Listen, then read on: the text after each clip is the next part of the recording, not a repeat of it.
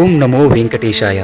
తిరుమల తిరుపతి దేవస్థానములు హిందూ ధర్మ ప్రచార పరిషత్ ఆధ్వర్యంలో ఆధ్యాత్మిక వేడుక మంగళ కౌశిక ద్వాదశి మహోత్సవం వైభవంగా జరిగింది.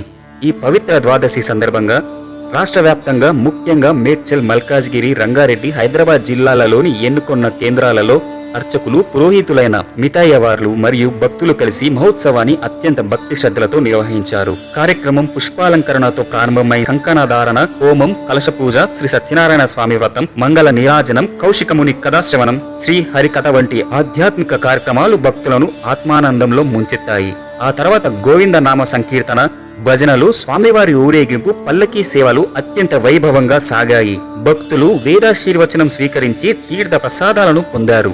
ఈ మహోత్సవానికి ముఖ్య అతిథులుగా టీటీడీ హిందూ ధర్మ ప్రచార పరిషత్ ప్రోగ్రామ్ కోఆర్డినేటర్ శ్రీ గూడూరు హరినాథ్ గారు, టీటీడీ హిందూ ధర్మ ప్రచార మండలి సభ్యులు శ్రీ సురేందర్ గారు హాజరయ్యి స్వామివారికి ప్రత్యేక పూజలు చేశారు.